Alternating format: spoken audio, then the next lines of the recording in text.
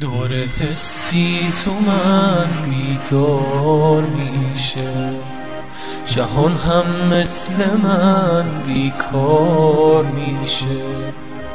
مثل روزای اول خول میشم، دوباره قصمون تکرار میشه.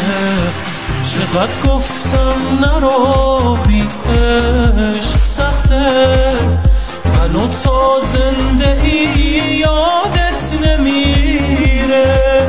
تو سرگرم کسی بودی که میخواست شده یک شب تو رو از من بگیره.